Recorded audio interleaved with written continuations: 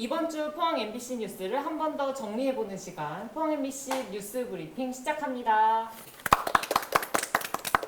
네, 오늘 저희가 또 이렇게 뉴스 브리핑을 하게 됐는데요. 우여곡절 끝에. 우리 인사부터 해야 되죠. 이름도 하고. 아, 이름을 요즘은 잘 얘기 안 해요? 안 하는구나. 할까요? 아니요, 안 해도 저희는 하죠. 안 해도 돼요. 이거 편집하면 되니까 그냥 바로. 아니 그대로 넣으세요. 그냥. 안 해도 돼요. 네, 그냥 저희는 기자입니다. 네, 기자 4명. 예, 기자 4명이 기자. 이번 주에 좀 환경공단에서 발표한 것 중에 좀 의미 있다고 저희가 본 게 포스코의 대기오염물질 배출이 이제 국내에서 제일 많았다. 그 TMS로 이제 측정된 배출량 기준이긴 한데요.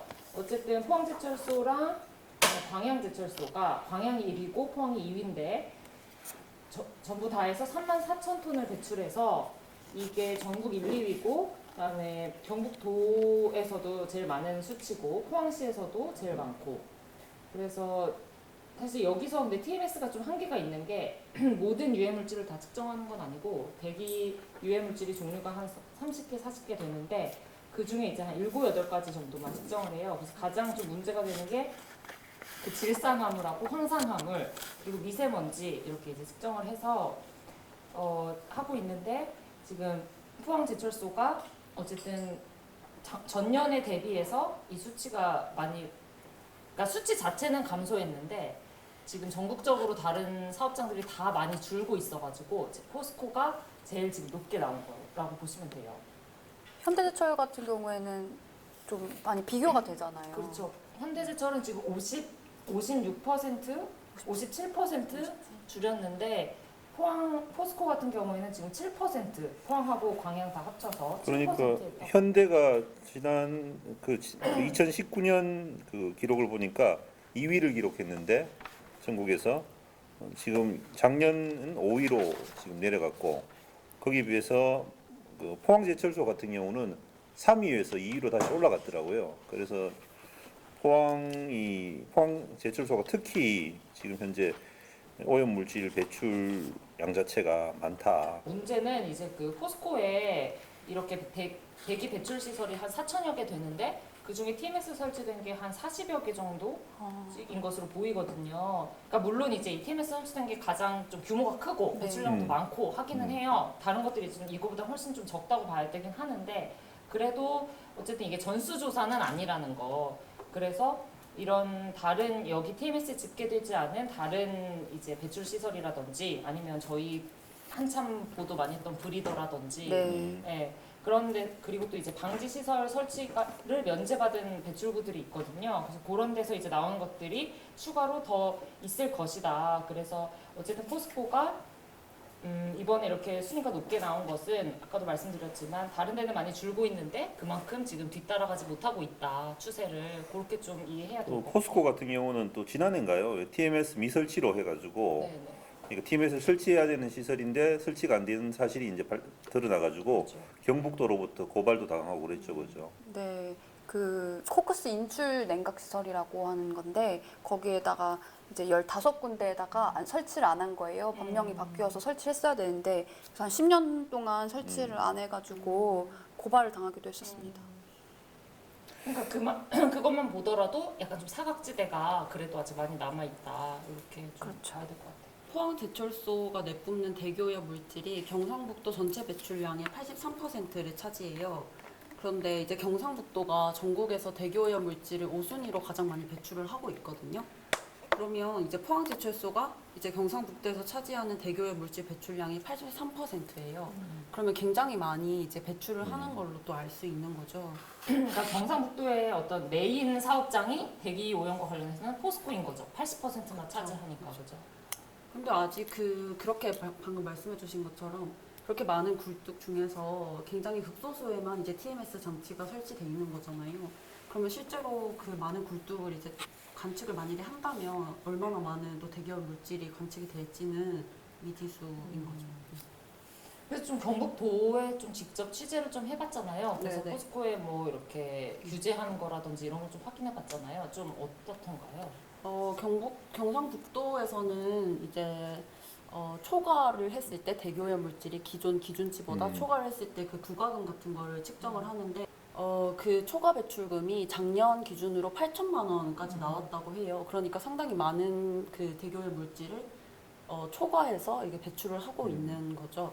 그리고 포항시에도 이제 좀 취재를 했었는데 포항시에서 하는 말은 좀 굉장히 추상적인 그림을 그리고 있더라고요.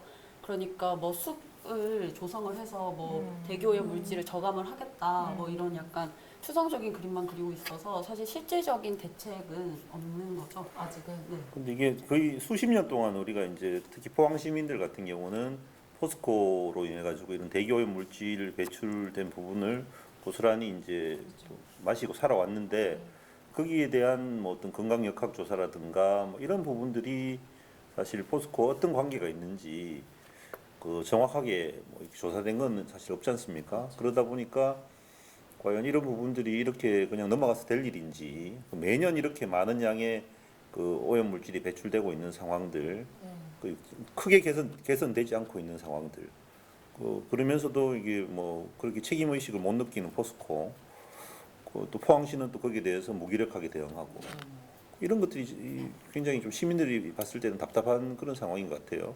게다가 또 포항이 되게 고립돼 있다고 생각이 든 게 포스코의 이제 광양대철소 같은 경우에는 민간 환경감시센터가 이제 설치가 돼 있거든요. 그래서 그분들이 이제 매월 그 뭐 굴뚝에서 측정된 그 대기오염 물질량을 실제로 보고서를 만드세요. 그래서 얼마나 초과가 됐고 또 어떤 유해 위반. 성분이 네 그렇죠. 어떤 네, 유해 위반 성분이 횟수. 포함됐고 그리고 또 위반 횟수까지 다 측정을 하신단 말이에요.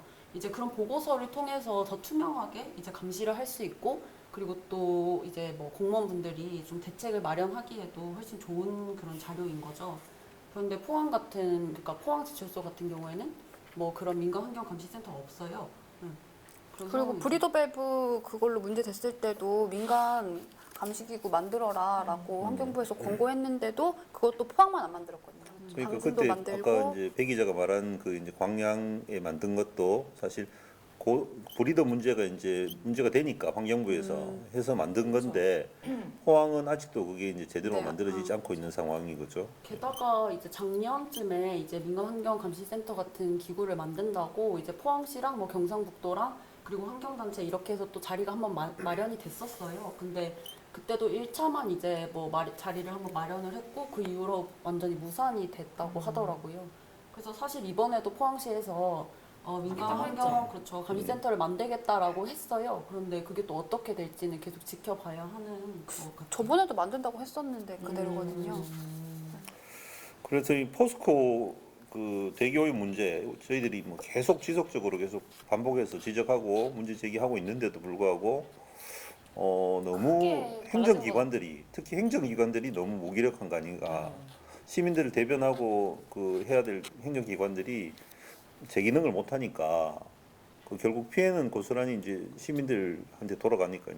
그 포스코 인근에 이제 청림동이라는 마을이 있는데 그 주민분들이 하시는 말이 실제로 그 이제 빨래를 널잖아요. 그러면 빨래 널고 나면 하얀 빨래가 검해진다는 거예요. 그만큼 또 오염물질이 굉장히 많이 배출이 돼서 이제 뭐 그런 피해를 또 고스란히 다 안고 계시더라고요. 그래서 이제 주민들이 직접 그 대기 오염물질을 측정한다고 해가지고 이제 설치를 해서 4월달에 이제 조사를 했거든요. 그래서 그 결과도 그 나와서 이제 기자회견을 이번 주에 했었는데 그 내용은 이제 저희가 다음 주에 이제 보도가 될 예정인데 거기도 보면은 상당량의 중금속이 검출이 됐거든요. 대기 중에서. 그래서 그 부분에 대해서도 주민들이 이제 요구하는 게 이렇게 지금 문제가 심각하니 포항시에서 빨리 제대로 된 정식적인 조사를 좀 했으면 좋겠다 이걸 되게 강조하더라고요. 그런 거좀 중요한 것 그 저희들 뭐 2년 전인가요? 검은 분진 때문에 그 포스코 인근 지역 주민들이 또 문제를 청림동. 제기 청림동. 또 그래서 좀- 포항시가 또 수사 의뢰를 했나요? 어떻게? 네, 청림동이랑 뭐 그 일대에 있는 마을들에서 이제 그 분진이 검은 분진이 검은 색깔 분진. 네, 예. 많이 심하게 네네. 한 여름 한 이맘때쯤에 몇 달 동안 심하게 날려서 주민분들이 이제 민원을 수차례 제기했고 그래서 포항시에서 그거를 이제 분석 의뢰했어요. 그 성분 분석 의뢰해가지고 그게 이제 그 포스코네. 포스코에 있는 그런 분진과 성분이 유사한 걸로 나왔죠. 그라파이트 성분으로. 그라파이트 성분. 네, 그래가지고 이제 포항시에서 수사 의뢰를 했어요 경찰에. 그래서 지금 수사를 진행하고 있었는데 계속하고 있는 상황이고 네, 그래서 뭐 검찰에 송치도 됐다가 다시 재수사도 하고 뭐 이러고 있는 상황입니다. 이렇게 명백한 증거들이 드러나고 있고 확실하게 이제 포스코에서 나온 성분의 어떤 그런 분진들이 주민들에게 영향을 직접적으로 미치고 있는 상황들 이런 것들이 계속 반복되는데도 불구하고 정말 개선되는 건 전혀 좀 미미한 상황, 그죠? 그래서 그런 게 좀 빨리 개선이 돼야 되지 않나. 빨리 지금 뭐 주민들이 직접 이렇게 조사까지 할 정도니까 빨리 좀 대책이 나와야 되지 않나 이런 생각이 들고요. 그리고 이제 저희 오래간만에 원전 보도를 했는데 신한울 원전이 울진에 있거든요. 신한울 원전 1호기가 지금 허가를 해야 되냐 말아야 되냐 뭐 논란이 많았는데 이번에 이제 조건부 허가가 됐는데 이거에 대해서 좀 예. 문제가 많으셨다고. 이게 이제 여러 가지 뭐 이번 일과 관련해서 여러 가지 관점에서 볼 수 있는 일들이 벌어졌는데 일단 신한울 원전 1호기가 이제 뭐 이게 추진된 게 제가 보니까 2008년부터 추진이 됐어요. 추진돼서 2011년에 건설 허가를 발급했고 뭐 계속 이렇게 추진돼 왔는데 이게 당초 계획 대비 제가 알기로 한 3년 정도 지연이 됐습니다. 지연이 되고 하면서 여러 가지 보수 언론이라든가 야당하고 이쪽에서는 이런 이제 계속 지연되는 부분에 대해 가지고 이거는 문재인 정부의 탈원전 기조 뭐 이런 것 때문에 그런 거 아니냐. 또 원자력 안전위원회 일부 위원들이 좀 이런 부분들을 발목을 잡고 있는 거 아니냐. 이렇게 해서 이제 좀 비판적인 어떤 그런 논조로 기사도 쓰고 뭐 이야기들이 많이 나왔어요. 그래서 과연 그런가? 근데 이제 사실 알아보면 전혀 뭐 탈원전하고는 관련이 없는 이유로 이렇게 좀 지연이 됐거든요. 그 이유가 뭐냐 하면 그 이제 이 계획이 처음 수립될 당시 이후로 후쿠시마 뭐 원전 사고도 발생했고 네네. 또 경주 그 지진, 포항 지진 뭐 이런 부분들 여러 가지 이제 안전에 더 보강해야 될 어떤 그 이유들이 많이 발생을 했거든요. 그래서 네. 이제 그 최신 설계 기준을 적용해 가지고 네. 좀 설계를 좀 바꿔야 되는 어, 불가피한 상황들이 벌어졌고 어, 그로 인해 가지고 이 건설이 좀 지연될 수밖에 없는 그런 상황이었던 거죠. 그래서 이제 우리가 과거에 어떤 그 불완전한 어떤 그런 기준을 적용해 가지고 원전을 계속 지을 수는 없는 거지 않습니까? 새롭게 어떤 상황들이 변화가 있으면 우리가 거기에 맞춰 가지고 네, 네. 시설을 개선해서 원전을 안전하게 짓는 게 맞는 거니까 네, 네. 그래서 이제 그렇게 지연될 수밖에 없었던 사안이 있었고 그럼에도 불구하고 이런 부분을 굉장히 정치적으로 좀 접근하면서 정치적인 어떤 시각으로 좀 비판을 많이 하면서 특히 최근에 이제 그 6월달에 지난달에 이제 김부겸 국무총리까지 네. 이 부분에 대해 가지고 좀 언급을 했어요. 그래서 원안위가 왜 이렇게 빨리 허가를 안 내주냐 한마디로 말해서 빨리 좀 허가를 내라는 식으로 좀 원안위에 압력을 가하는 듯한 발언을 했거든요. 그래서 이제 원자력 안전위원회가 이제 건설 허가의 승인 권한을 가지고 있는데 네. 원자력 안전위원회가 국무총리 산하의 기관은 맞습니다. 맞지만 그렇다고 해서 국무총리가 이런 원전 안전과 관련된 특히 그 원전의 그 신설 허가와 관련된 이런 중요한 안건까지 직접적으로 개입할 수는 없는 거거든요. 환경운동연합이라든가 녹색연합이라든가 뭐 이런 탈핵 단체들이 전부 다 이제 모여가지고 하는 이야기가 이건 정치적으로 결정한 거 아니냐. 어떻게 뭐 국무총리가 압력을 넣고 야당이라든가 핵산업계에서 계속 강력하게 요구를 하고 뭐 이런 것들 속에서 엄밀하게 검증되지 않은 상태에서 너무 허술하게 빨리 결정된 거 아니냐. 뭐 이런 비판의 목소리가 또 지금 나오고 있어요. 그 허가를 신청하면서 이제 400여 건의 어떤 관련 문서를 이제 제출하도록 돼 있는데 그 가운데 81건이나 문제가 있는 걸로 드러났어요. 그래서 특히 뭐 기기 식별 기재 내용 불일치, 기기 위치 기재 내용 불일치, 공급자 기재 내용 불일치, 뭐 이런 여러 가지 이제 그 내용 자체가 맞지 않는 한마디로 말해서 그러니까 실제 그 원전하고 그렇죠, 뭐, 구조하고 그렇죠, 이 뭐 서류하고가 안 맞는 일치가 거죠, 않는 그러니까. 안 맞는 거죠. 그래서 이제 뭔가 운영 허가를 내주거나 뭐 검토를 하려 그러면 기본되는 서류를 받아가지고 그 서류를 받아서 이제 그걸 검토를 해야 되는데 네, 그 네. 서류 자체가 이제 엉터리라는 거죠. 그래서 그게 6월달에 그것도 불과 한 달 전에 드러난 사실이거든요. 그러다 보니까 원안 위원들은 이렇게 졸속으로 그 한수원이 일을 처리하느냐, 이렇게 몇 년 동안 그 지어온 그 원전 지금 계속 건설을 해왔는데 마지막 허가 단계에서 제출하는 서류 자체가 이렇게 부실하면 우리가 어떻게 믿고 허가를 해주겠느냐, 뭐 이렇게 또 논란이 크게 됐고요. 그 다음에 또 더 큰 문제는 제가 봤을 때 이게 전체 이제 그 서류 건수가 440건인데 네네. 이 가운데 아까 말씀드렸듯이 81개 정도가 이제 문제가 있었고, 그래서 그거는 이제 다 확인을 해가지고 확인해 보니까 이제 어쨌든 문제가 없는 걸로 이제 확인이 돼가지고 네. 통과가 됐어요. 예. 그러면 81건을 제외한 300여 건의 어떤 또 문서가 있지 않습니까? 네네. 그럼 그건 안전한지 또 확인을 해봐야 될 거 아닙니까? 네, 네. 근데 그거를 확인을 이제 81건이나 문제가 있었으니까 이것도 좀 문제가 있을 수 있다라는 가정하에 네. 우리가 다 전수조사를 해봐야 되는데 전수조사를 하지 않고 샘플링 조사를 한 거예요, 임의로. 한 70건만. 70건만 해보니까 괜찮더라. 뭐 이렇게 된 거예요. 그래서 원자력 안전위원들이 이제 이를 제기했죠. 왜 이 전수 검사를 안 하느냐. 이걸 다 해야지. 너가 81건이나 문제가 있었으면 나머지 300여 건 되는 것도 다 해야 되는 거 아니냐. 이렇게 이야기하니까 저는 이제 너무 그 내용을 보고 좀 황당한 게, 회의록을 보고 좀 황당했던 게 뭐냐면 그 이제 요 검사를 맡는 단체가 이제 원자력 안전기술원 킨스거든요. 네, 네, 네. 킨스 관계자가 하는 이야기가 아니 뭐 이게 그 너무 높은 위치나 혹은 네. 뭐 지하에 있거나 뭐 이렇게 좀 아주 측정하기 힘든 위치에 있는 것들은 사실 우리가 하기 힘들다. 현장 가서 이제 조사하기 힘들다. 그리고 또 이제 뭐 거의 20% 넘는 것 같은데. 인력도 부족하다 우리가. 네. 뭐 이런 식으로 이야기하면서 실제 전수조사는 힘들다. 이렇게 이제 이야기하면서 결국은 넘어갔어요. 넘어갔는데 이런 것도 저는 좀 이해가 안 되는 게, 한수원에서 그 허가를 위해 가지고 낸 자료 자체가 80건이나 문제가 있다면 당연히 나머지 300여 건에 대해 가지고는 전수조사를, 현장 조사를 다 해야 되는 게 맞는데 그것도 이루어지지 않았다는 것도 좀 이해가 안 되는 부분이고, 예.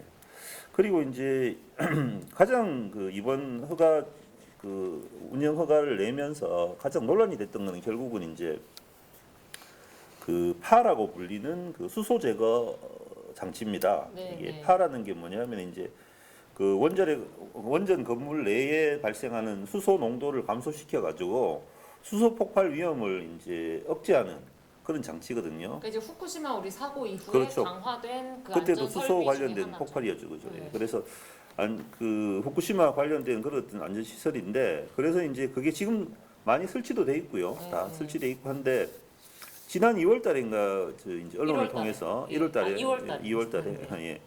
이제 파요 장치가 문제가 좀 있을 수 있다. 네, 그래서 뭐 불꽃이 난다든가 그 그렇죠. 내에서 도리어 이게 이제 폭발 위험을 가중시키는 네. 어떤 그런 위험이 있을 수 있다라는 지적이 제기됐거든요. 그래서 지금 그 하늘원전 1호기에도 사용된 그 이 파 관련된 장치가 그때 이제 문제가 있다라고 이야기된 장치와 거의 이제 유사한 기종으로 이제 이야기되고 있어요. 그래서 그러면 이것도 좀 알아봐야 되는 거 아니냐, 제대로 네. 검증을 해봐야 되는 거 아니냐 네, 네. 했는데, 이게 검증이 끝난 상태에서 운영 허가가 된 게 아니고 조건부, 그러니까 이제 운영 허가는 해주되 이거는 차후에 실험을 해서 안전한지 확인을 해라. 뭐 이렇게 이제 운영 허가가 난 거예요. 그리고 이런 부분들도 일단은 뭐 넘어가자는 거네요. 그렇죠. 이게 이해가 안 되는 부분이죠. 그렇게 심각한 문제를 발생시킬 수도 있다는 그 의혹이 제기됐고 하면 그걸 좀 클리어하게 좀 문제를 우리가 과연 진짜 안전하다는 확신하에 이거를 이제 허가를 해줘야 되는데 그게 아니고 일단은 해라. 뭐 얼마 전에 보니까 이 운영 허가 나고 난 다음에 핵 연료 장전까지 하고 네, 네. 아주 빠른 속도로 지금 한수원에서는 이 상업 운전을 위한 조치를 지금 취하고 있어요. 밀어붙이기 식으로 제가 보기에는. 근데 만약에 이런 어떤 사전 어떤 그 뭐라고 할까요, 허가 조건을 제대로 이행 못한다면 제 생각에는 이것도 브레이크를 걸어야 되는 거 아니냐, 좀 그런 생각 들고. 그래서 제일 중요한 건 안전입니다. 제가 생각할 때는 원전은 뭐니 진짜 제일 중요한 건 안전이지. 우리가 물론 경제성이라든가 경제적인 부분도 무시할 수 없죠, 당연히. 근데 안전 후쿠시마 참사에서 봤지 않습니까? 한 나라의 운명이 그렇죠. 원전 때문에 다 지금 휘청거리거든요. 그렇기 때문에 그렇기 때문에 이런 절차들이 있는 거잖아요. 그리고 또 우리 동해안 주민들은 특히 더 여기에 대해서 경각심을 가져야 돼요. 사실 여기에 대해서 물론 경제적인 이득이 있으니까 빨리 해야 된다는 논리도 있지만 만에 하나 어떤 사고로 이어질 수도 있기 때문에 이런 부분들을 철저하게 검증하자는 거고. 김부겸 총리가 그렇게 이제 뭐 조속하게 허가를 하라는 식으로 얘기를 했기 때문에 좀 부담이 있겠네요. 이런 부분에 대해서. 그러니까 이제 이번 그 원안위에서 결정되는 과정에도 사실상 유무형의 압력을 넣은 거나 마찬가지죠. 원안위원들 입장에서는 압력으로 여겨질 수밖에 없는 거죠. 그 가운데는 또 뭐 여당 추천 목으로 들어간 그 원안위원들도 있는 거고요. 사실은 뭐 그러다 보니까 그런 부분에 있어 가지고 압력이 될 수밖에 없는 거 아니겠습니까? 네. 좀 부적절했던 것으로 보여요. 많이 부적절했죠. 그러니까 이런 부분들은 절대 개입해서도 안 되고 이거는 과학의 영역이기 때문에 이게 좀뭐 확실하게 검증을 해야 되는 부분이죠. 그래도 이제 원안위는 어쨌든 원전 안전을 책임지는 최후의 보루와도 같은 곳이니까 그런 곳은 정말 그런 좀 독립성이 굉장히 중요한데 굉장히 좀 부적절했던 것 같고 이런 뭐 서류 문제 같은 것도 정말 기본적인 건데 이런 게 일치하지 않는다는 것도 정말 충격적이죠. 더 이제 황당한 건 이제 또 일부 위원들이 질문을 했어요. 이 원인이 뭐냐? 그러면 왜 이렇게 좀 미스가 나는 이유가 뭐냐? 그 원인이 잘 드러나지 않는 거예요. 잘 자기들도 잘 확실하게 이야기를 못 하는 거예요. 그게 더 문제인 거죠. 그러니까 이게 앞으로도 저 하늘원전 2호기도 지금 또 허가 신청을 할 건데 이런 부분들에 있어 가지고 또 우리가 재발되지 않으리란 법도 없고. 이게 신하늘 원전이 그 한국형 표준 원전이잖아요. 예, 그러니까 우리가 책임지고 어쨌든 해야 되는 원전인데 다른 그렇죠. 데서 뭐 뭐 수입한 것도 아니고 그죠? 해외 수출도 하려고 하는 네, 원전이지 않습니까? 그렇죠. 근데도 이런 거는 좀 이해가 좀 안 가죠.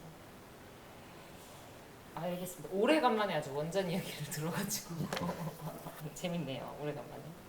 그리고 또 이번 주에 박성화 기자가 휴가에서 딱 돌아오자마자 또 이렇게 산재가 또 발생하는 안타까운 소식이 있었는데 이것도 참 산재는 정말 일어날 때마다 원인이 이해가 안 가는데 네. 이런 사고도 일어날 수가 있는 거예요, 이게? 그러니까 전형적인 후진국형 사고 같아요. 왜냐하면 그 되게 그러니까 케이블 드럼이라고 왜 우리 이제 케이블 선 있잖아요. 그거를 이렇게 감아놓은 거예요. 굉장히 커요. 그래서 뭐 1톤짜리도 있고 뭐 작게는 200kg짜리도 있는데 이제 이날은 400kg짜리를 이렇게 옮기시던 중이었어요. 근데 이제 이걸 옮기는데 이제 차에다가 실어야 된단 말이에요. 트럭 뒤에다가. 그럼 이제 들어 올려야 하잖아요. 이제 그래서 그 크레인에 달아서 이제 끈을 달아서 옮기신 거예요. 근데 그 끈이 뭐냐면 그냥 밧줄이었던 거예요. 400kg짜리를 드는데. 네. 그리고 드는데 어떤 이제 고정 장치가 있어야 될 거 아니에요? 이렇게 뭐 드럼에다가 이걸 이렇게 고정해서 뭐 연결 장치라던가 고리를 달아서 옮겨야 할 거 아니에요? 근데 그런 게 없었고 그냥 이제 그 드럼 구멍에다가 그 보면은 이제 그 고무 타이어에 위에다가 이제 그 쇠파이프 있잖아요. 그걸 이렇게 끼워가지고 이런 모양을 만든 거예요. 그래서 그 위에다가 이제 테이블 드럼을 끼우는 거예요. 그다음에 그 쇠파이프 끝에다가 밧줄을 묶어가지고 매듭을 지어가지고 올리는 거예요. 너무 그게 풀릴 수밖에 없겠네요. 네. 좀 힘을. 그 빠진 거라 이렇게 풀린 거죠. 그래서 그 밑에 이제 계시던 노동자분께서 머리랑 목 이쪽을 그대로 다치셔가지고 그냥 그 자리에서 숨지셨거든요. 그래서 저도 너무 놀랐어요. 이렇게 큰 걸 옮기는데 이 무거운 걸 옮기는데 그거를 사용해서 옮긴다는 게 그러니까 이제 노조 말에 따르면은 원래는 이제 굵은 철제 와이어에다가 이제 끝에 고리가 달려 있어요. 그래서 그거를 끼워서 이제 크레인에 그렇게 달아서 이렇게 옮기는 근데 게 그걸 그렇게 한 건 뭐 작업의 편의성 때문에 그런가요? 그렇죠. 빨리빨리 해야 하니까. 그리고 그렇게 하면 더 이제 뭐 고리를 끼우고 풀고 이렇게 또 오래 걸리고 작업이 많아지니까. 많아지고 또 오래 걸리고 하니까 이제 그런 임시 기구를 만들어서 그렇게 사용해 왔던 거죠. 뭐 물론 이제 무게에 따라서 뭐 지금 1톤짜리는 뭐 그렇게 했지만 뭐 더 가벼운 거는 그냥 들어서도 하셨던 거죠. 뭐 안전장치 같은 것도 따로 없었던 없었죠. 원래 뭐 안전 펜스를 쳐놓는다든가 뭐 안전 모드 안 쓰고 계셨고요. 그래서 거기 주변으로 그렇게 뭐 뭐 어쩔 수 없이 그렇게 할 수밖에 없다면 궁여지책으로 거기를 사람이 그 주변에 들어가게 없어야지 해야죠. 되는 거 아니에요? 그러니까 원래 같으면은 그런 중량물을 작업을 할 때는 당연히 펜스를 치고 거기 밑에 뭐 사람이 못 들어가게 하고 안전관리자도 있어야죠. 보면서 이제 못 들어가게 하고 해야 하는데 전부 없었죠. 그 부분에 대해서는 노조는 뭐라고 하던가 안전 조치 이런 부분에 대해서는? 일단은 이런 안전 조치가 없었던 부분에 대해서 굉장히 이제 이게 문제다라고 지적을 했고요. 그리고 이전부터 이제 노조에서 단협을 하거나 할 때 그 안전관리자를 배치해달라, 신호수를 배치해달라, 안전 펜스를 쳐달라라고 요구를 했다는 거예요. 근데 이제 그 KT 협력업체거든요, 여기가. 그 협력업체에서 안 한 거죠, 그 모든 거를. 근데 이제 그 업체 측의 말로는 뭐 신호수는 뭐 도로의 상에 차가 움직일 때 배치를 하는 거다라는 입장이었고, 뭐 안전관리자가 있었다, 그러니까 처음에 없었다고 인정을 했는데 다음 날에 제가 다시 취재를 했을 때는 있었다라고 하는데 그 말한 안전관리자가 현장 소장이거든요. 근데 현장 소장은 거기 보면 없어요. CCTV를 보면은 2층 사무실에 있던 사람이에요. 그럼 없었던 거죠. 없었던 거죠. 네. 현장에 없었던 네, 현장에 없었던 거죠. 네, 그리고 안전 펜스도 당연히 없었고요. 그럼 KT가 원청인가요? 네, 원청 원청의 KT입니다. 입장은 어떻게 되죠? KT 측에서는 이제 안전 비용, 안전에 따른 그런 비용을 자기들은 지급을 한다는 거예요. 용역 계약서 상으로 지급을 해왔고, 하청업체에게? 예, 하청업체에게 지급해왔고, 이제 노조의 말에 따르면은 이제 그 안전 관리 비용에는 물론 이제 안전 펜스나 이런 건 포함이 돼 있겠지만 안전 관리자, 신호수 이런 인건비는 따로 책정을 해야 한다는 거예요.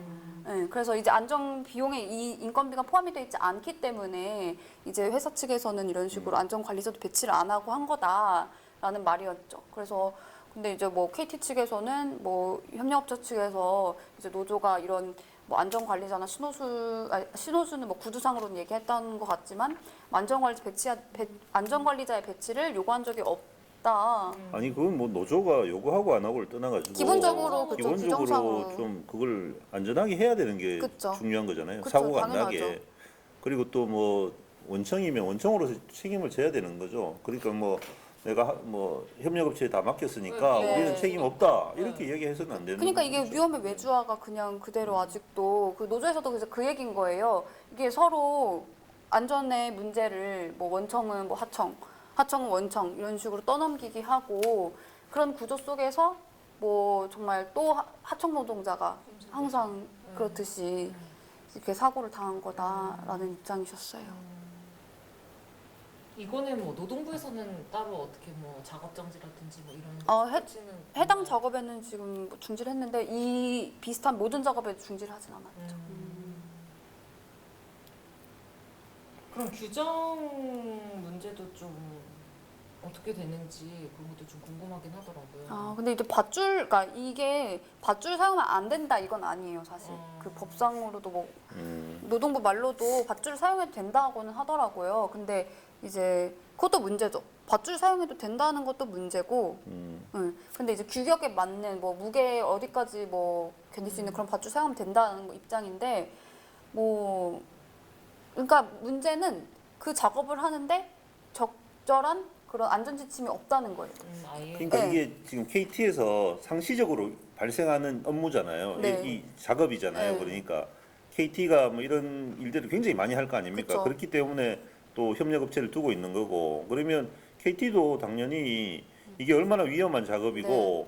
또 얼마나 무거운 하중에 물건을 옮기고 뭐 이송하고 하는 작업인지 다 알잖아요. 그러면 그 정도 업무는 이렇게 사고가 안 나게 그러면 뭐 밧줄 정도는 안 되고 좀 더 강한 네. 뭔가 다른 작업 재질의 규칙을 뭐 어떤 만들든가. 걸로 만들어서 하도록 협력업체에게 하도록 뭐 처음 계약 단계부터 그런 조건들을 제시를 하고 그런 계약 조건을 이행할 수 있는 업체를 협력업체로 선정을 하는 게 맞죠. 그냥 단가만 싸다고 해가지고 어떤 뭐 단가 싼 업체를 해서는 안 되는 거고. 그래서 중대재해기업처벌법 뭐 통과돼서 있지만 이 업체 같은 경우에는 50인 미만이어가지고 하청업체가 네, 유예됐기 때문에 처벌받지 않거든요. 중대기업 처벌법으로는. 근데 이제 뭐 그 여기 노동자분들의 말에 따르면 3년 전에도 여기서 돌아가셨대요. 이 업체에서. 그래서 좀 실효성 있는 그런 필요하겠네요. 대책이 필요한 거죠. 참 이게 산재는 참 이게 이렇게 보도를 계속하고 하지만 정말 너무 더디게 산재 문제도 정말 더디게 되는 것 같아서 참 적으면 안 되네요. 그리고 우리 신입 배현정 기자가 또 장애인과 관련된 보도를 이번 주에 했었잖아요. 그 직접 그 중증 장애인 집에 찾아가서 얼마나 이제 어렵게 생활하는지를 저희가 저번 브리핑 때 이제 장애인분들 관련해서 좀 이야기를 했었었는데 실제로 좀 가서 보니까 어떻던가요? 일단 뭐 한마디로 얘기하면 굉장히 그러니까 혼자서는 절대 움직이지 못하세요. 중증 장애인분들은 뭐 손가락 하나도 혼자 움직이지 못하거든요. 네, 그런 상황이에요. 그래서 그분들의 이제 손과 발이 대주는 거는 활동 지원사분들이란 말이에요. 그런데 이제 사실은 그래서 24시 활동 지원 서비스라는 그런 지원 서비스가 이제 도입이 된 건데 포항시에서는 사실 작년부터 시행을 했어요. 그래서 총 13명을 목적으로 하고 있지만 지금까지는 총 10명밖에 지원이 안 되고 있는 상황이거든요. 그런 상황이에요. 근데 이제 중증 장애인들한테 24시간 활동 지원 서비스가 필요한 이유는 방금 말했던 대로 그 손과 발을 자유롭게 못 움직인단 말이에요. 근데 특히 이제 낮 시간대에는 활동 지원사분이 좀 있으세요. 그런데 대개는 이제 저녁 시간대, 야간 시간대에는 활동 지원사분이 없단 말이에요. 그렇게 되면 중증 장애인분들은 몸을 혼자서 가누지 못하기 때문에 대부분은 기저귀를 차고 이제 야간 시간대 있으시거든요. 그러면 기저귀 이제 낮에는 지원사분이 있으니까 사실 배변이라든지 대소변 활동이 자유롭지 못하잖아요. 옆에 사람이 있으니까. 근데 이제 밤이 되면 혼자 있으니까 이제 대소변을 편하게 할 수는 있는데 근데 이제 거기서 문제인 거는 그 대소변이 기저귀를 가득 꽉 채워버리면 이제 그러고 밤 10시간 동안은 그 기저귀를 찬 채 있어야 되는 거예요. 그래서 실제로 제가 이제 취재를 했었던 그 송정현 씨 같은 경우에는 그 똥 기저귀를 계속 차고 있으셔서 피부 습진은 물론이고 뭐 고열 그리고 또 그 배변 냄새 때문에 잠을 못 자는 건 또 물론이고 또 여름이니까. 그렇죠. 그리고 이제 뭐 자살 충동도 또 여러 번 느꼈다고 하시더라고요. 그러니까 이게 이분들한테는 진짜 하루하루가 급한 거죠. 24시 지원이라는 게. 그러니까 하루라도 사실 그 똥 냄새가 가득한 방에서 지낸다고 생각을 해보세요. 특히 여름철에.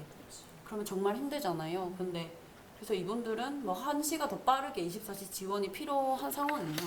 생존의 문제잖아요, 이거는. 그렇죠. 생존의 문제죠. 그리고 심지어 또 이 말도 되게 인상 깊었거든요. 그 이분들은 혼자서 물도 못 마시세요. 그래서 활동 지원사분이 퇴근하시는 그 마지막 시간에 물을 꼭 달라고 부탁을 하신대요. 그러니까 그 마지막 물이 진짜 이 송정현 씨가 얘기하셨던 것처럼 진짜 생명수인 거예요. 그렇게 이제 물을 주고 가고 난 뒤에는 네. 이제 다시 돌아올 때까지 그분이 그 물로 8시, 버텨야 하는 9시까지 물을 마시고 10시간 동안 물을 못 마시세요. 여름에 진짜 덥고 그쵸. 이러니까 갈증도 심한데 네. 그런 거죠. 그리고 뭐 또 추가로 조금 더 얘기를 하면 화장실 같은 경우에도 직접 못 들어가시잖아요. 그러니까 뭐 사실 머리를 감거나 세수를 하는 것도 튜브에 물을 받아서 거실에서 하거든요. 그러니까 이마저도 그 장애인들을 위한 이런 구조 같은 것들도 굉장히 부족한 실정이더라고요. 그런 게 이제 따로 없군요. 네, 장애인들을 없죠. 위한 그런 장애인, 인테리어라고 해야 그렇죠. 되나? 그런 것들이. 뭐 문턱 같은 것도 다 있으니까 그런 중증 장애인분들은 문턱 자체가 굉장히 넘기가 힘들거든요.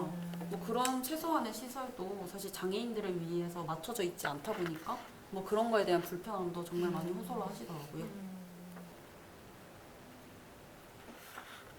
정말 우리가 좀 약간 생각하지 못했던 전혀 그런 어려움을 겪고 계시는 것 같아요. 근데 이게 지금 그러니까 이게 야간 시간대 지원이 결국에는 제일 중요한 건데 이게 지금 안 되는 이유는 결국에는 그러면 예산 때문인 건가요? 사실 뭐 예산 때문이다라고 포항시는 계속 그렇게 일갈 하죠. 네, 우리는 뭐 예산이 없다라는 식으로 계속 이야기를 하고 있는데 근데 사실 그 작년에 포항시에서 자립생활 관련한 조례안을 만든 적이 있거든요. 그러니까 이제 장애인들이 직접 자립할 수 있는 그런 걸 도와주기 위해서 이제 조례안을 만든 거예요. 뭐 어떻게 보면 포항시에서는 정말 처음으로 이제 그 장애인들을 위해서 이제 어떤 조례안을 만든 거죠. 근데 사실 그 조례안을 자세히 살펴보면 그 내용 자체가 이제 할 수 있다라는 이제 말로 명시가 되거든요. 그러니까 해야 한다가 아니라 할 수 있다라고 명시가 돼요. 그러니까 의무 조항이 아니라 그냥 이렇게 권고 정도의 그런 조안인 거죠. 그러니까 강제성이 없는 조례인 거죠. 근데 심지어 그 조례안에 대해서도 전반적으로 의견이 안 모아져서 지금은 그냥 계속 유보하고 있는 상태거든요. 그러니까 뭐 예산도 문제지만 기본적으로 어떤 방향이나 어떤 그런 필요성이 명확하게 지금 결정되지 않아서 더 문제라고 볼 수 그렇죠. 있겠네요. 저도 알아보니까 특히 이제 그 정의당 장혜영 의원이 또 이제 최근에 뭐 자료를 하나 냈던데 보니까요. 이게 2019년 7월부터 장애 등급제가 단계적으로 폐지되고 장애인 활동 지원을 어떻게 할 것인가를 판정하는 그 체계가 그 이렇게 점수제로 바뀌는 거예요. 그래서 총 596점을 만점으로 해서 네. 점수제로 이제 배점을 해가지고 바뀌는데 문제가 이제 점수제로 바뀌다 보니까 기존에 비해서 서비스가 더 떨어지는 그러니까 뭐 활동 지원 서비스라든가 이런 시간이라든가 이런 게 더 떨어지는 경우들이 굉장히 많이 발생하는 거죠. 그러니까 기존에는 뭐 한 10시간 정도의 활동 지원 서비스를 받았다면 도리어 지금 이게 바뀐 어떤 측정치로 해가지고 했을 때는 뭐 한 7시간, 8시간 줄어든다든가. 조금 더 구체적으로 말씀을 드리면 그 월 391시간 서비스를 받던 장애인 분들이 월 150시간으로 변경이 된 거예요. 그럼 그러니까 절반 그렇죠. 이상이네요. 하루에 13시간을 받는 분이 5시간만 받을 수밖에 없는 상황인 거예요. 그러니까 그분들한테는 활동 지원사가 결국엔 인권이고 결국엔 생명인데 그게 이제 13시간에서 5시간으로 깎여버린 거예요. 근데 이게 사실 보면 문재인 대통령이 이제 뭐 이런 발달장애인 관련해서 탈시설이라든지 이런 것들을 정책을 기본 100대 정책 안으로 이제 추진을 했잖아요. 그런데 말씀해 주셨던 것처럼 이런 서비스 지원 종합조사라는 것 때문에 24시 지원을 받아야 되는 분들이 오히려 더 많이 못 받고 있는 상황인 거예요. 그런 거죠. 그래서 뭐 장애 1등급, 2등급 이렇게 하던 걸 훨씬 더 세분화해서 이렇게 뭔가 개선하려고 했던 거는 제가 취지는 이해는 하는데 실질적으로 이제 장애인들 입장에서는 훨씬 더 서비스가 하락된다. 지금 여기 보니까 안 그래도 자료를 보니까 기존에 그 특히 중증 장애인과 독거 장애인 가운데 인정조사 1, 2등급을 받았던 예전의 장애인들이 그 지금 그 중에 75%가 하락을 했대요. 등급이. 그러니까 기존 시간이 시간이나 활동 지원 서비스 자체가 더 이렇게 네. 줄어드는 상황이었고 독거 취약 가구 환경 장애인 같은 경우는 또 25.3% 1936명 정도가 또 더 질이 떨어지는 그런 상황들이 벌어지니까 이 제도적으로 이 부분도 좀 보완을 하거나 아니면 개선을 좀 해야 될 상황인 것 같아요. 지금 배 기자가 취재했던 부분하고도 연결이 되는 부분일 수도 있더라고요 보니까. 예. 그리고 이거를 실제로 장애인분들도 굉장히 많이 체감을 하고 계신 게 그 2020년에 이제 장애인 실태 조사에 따르면 돌봄이 굉장히 부족하다라고 응답한 장애인이 전체 장애인의 절반에 가까웠다고 해요. 그런 거죠. 2명 중에 1명은 다 지금 문제가 있다고 생각하네요. 2019년에 24시 지원 서비스를 받는 그 현황을 좀 봤는데 서울은 좀 200명 정도예요. 그런데 부산 같은 경우에는 10명이고 그리고 뭐 인천 같은 경우도 10명. 이렇게 좀 그래도 좀 20분의 1 아닌가? 그렇죠. 대도시라고 하는 그런 것들도 굉장히 적게 받고 있는 거죠. 그리고 포항에는 중증 장애인분이 한 31분 정도 계시거든요. 근데 거기에 10분밖에 지금 24시를 못 받는 거예요. 그러니까 매일 밤 21분이 그냥 그 기저귀를 차고 생활을 하고 계시는 거죠. 이건 진짜 우리가 좀 보도를 열심히 해가지고 31분이 다 지원을 받을 수 있게 그렇죠. 중요하죠. 계속 보도를 하면 좋을 것 같아요. 그 장애인 탈시설 지원 등에 관한 법률안이 2020년 12월 10일에 발의가 됐었거든요. 그런데 여전히 이제 발의가 됐지만 통과가 안 되고 있어요. 그러니까 법안이 제정이 안 되고 있는 상황인 거예요. 그때 우리 얘기했던 그 발의됐다고 했던 그거죠? 그쵸, 그거죠. 네, 그래서 6월 17일에는 뭐 이제 100일 농성까지 이어나갈 정도로 국회에 그렇게 빨리 제정해달라고 목소리 높이고 있지만 여전히 탈시설 법안은 표류 중인 상황인 거죠. 이게 정말 우리 사회에서 정말 소수자고 약자고 이런 사람들이 장애인들이다 보니까 정말 그 분들은 정말 뼈저리게 그런 걸 느끼고 있지 않을까 이런 생각이 드네요. 저희들 언론이라도 좀 이 목소리를 네. 대변 안 해주면 네, 네. 어디 가서 또 말하실 데도 없지 않습니까? 그죠? 예. 그래서 앞으로도 계속 하여튼 보도를 좀 이어나가면 좋을 것 같고 그다음에 오늘 또 법원에서 저희 보도와 관련된 그동안에 저희가 지속적으로 보도해왔던 문제에 대한 판결이 있었다고 들었는데 박성훈 기자가 직접 가서 뉴스를 제작을 했죠. 네. 오늘 이제 그 저희가 계속해서 작년부터 보도했던 그 포항시청의 공무원의 성폭력 문제에 대한 1심 법원 판결이 나왔는데요. 징역 2년 실형을 선고받았어요. 네. 그리고 그 법정 구속까지 됐거든요. 네. 그래서 공무원에 대해서 이렇게 집행유예도 사실 2년이면 할 수 있는데 하지 않고 실형을 좀 많이 하고는, 나온 거죠. 예, 네, 예. 굉장히 심지어 엄격하고. 검찰이 1년 6개월을 구형했는데 구형한 것보다 더 높게 나온 거예요. 그래서 그 부분은 이제 이유가 좀 있죠. 그 판사의 그 판결문을 판결문이 직접 어떻게 되죠? 들어보면서. 예. 네, 판결문을 보지는 못하고 가서 제가 재판장 가서 직접 들었는데 일단 뭐 법원에서 설명한 양형 이유는 뭐 여러 가지가 있었는데요. 일단은 제일 먼저 말씀하신 게 그 공무원인 그 가해자가 범행 횟수와 피해자와의 관계, 그러니까 위계 관계가 있죠. 그거를 이제 봤을 때 죄책이 무겁다라고 본 거예요. 그래서 이제 여성단체도 실제로 이 부분에 대해서 위계 관계에서의 그런 성폭력 문제가 인정된 것 같다라는 긍정적으로 본다라고 말씀하셨고요. 근데도 불구하고 근데 이 가해자가 지속해서 부인을 했거든요. 네. 뭐라고 했었냐면 이제 이거는 우리는 이성적인 감정의 교류 상에서 있었던 일이다. 그리고 업무상 충돌이 있어서 그걸로 인한 이제 지금 피해자가 허위 진술하는 거다. 서로 좋게 사귀었는데 뭐 네. 이렇게 안 그런 좋게- 식으로 이제 계속 이제 재판이 진행되는 동안 이제 인정을 안 2차 했군요. 가해를 하면서 인정을 안 한 거죠. 전형적인 2차 가해죠. 네, 근데 이제 법원은 그 주장에 대해서 이제 녹취나 뭐 통화 기록 뭐 이런 것 등등의 어떤 여러 가지 상황을 종합해서 봤을 때 받아들일 수 없다라고 판단을 했어요.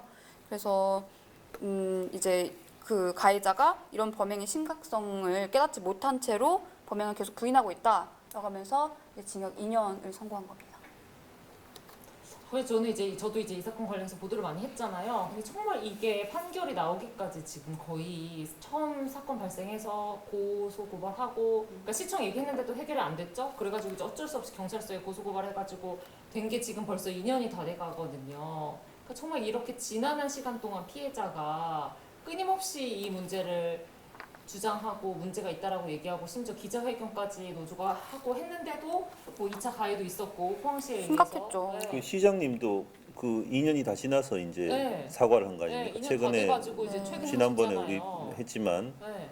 그 정도로 어떻게 보면 뭐 어떤 그런 부분에 대한 어떤 인식이라든가 이런 게 참 이게 바뀌기 힘든 부분이 있는 모양이에요, 진짜. 그러니까 이렇게 판사도 인정했는데 심지어 법원에서 정말 근데 도청에서 징계도 사실 아직까지 유보하고 있는 상태고 지금까지 이렇다 할 정말 제대로 된 처벌이 내려지지 않았거든요. 그러니까 그런 게 정말 이제서야 이 판사로 인해서 판결로 인해서 됐다는 게 정말 너무 다행이다 싶으면서도 너무 안타깝고 그렇더라고요. 너무 늦은 것 같다는 생각이 좀 들더라고요.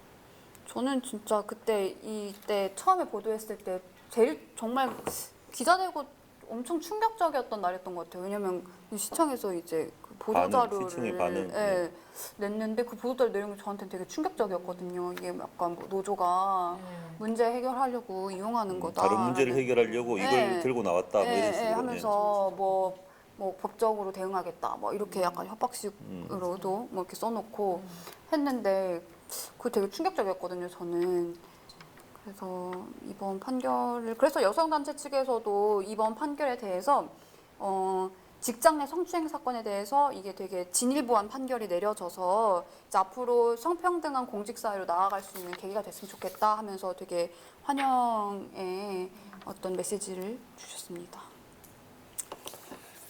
그래서 앞으로 이제 또 법원 판결이 난 만큼 그 포항시와 경북도에서도 좀 이렇게 적극적으로 이런 문제들에 대해서 대응하고 처벌도 신속하게 내리고 좀 이렇게 좀 더 나아진 모습을 좀 보여줬으면 좋겠다는 생각이 듭니다. 그게 또 이제 우리 지역의 다른 또 회사나 이런 직장들에게까지 그쵸, 영향을 영향을. 미치니까요. 네. 오늘은 저희가 좀 내용이 많았는데 뭐 더 하실 말씀은 이번 주는 열심히 일했던 것 같아요, 전부 다. 지금 너무 열심히 일을 많이 했을 것 같아요. 그래서 또 저희 뉴스 브리핑과 관련해가지고 또 이런 장애인 단체에서 집회도 많이 하고 이런 것 같아서 그런 게 아닐까 하는 생각이 들어서 좀 되게 보람이 있었고 앞으로도 어떤 무거운 사명감이랄까 이런 걸 좀 많이 느끼는 오늘 법원 판결도 그렇고요. 그런 한 주가 아니었나 이런 생각이 듭니다. 네, 그러면 오늘 이번 주 뉴스 브리핑은 여기까지 하도록 하겠습니다. 시청해주신 여러분 고맙습니다.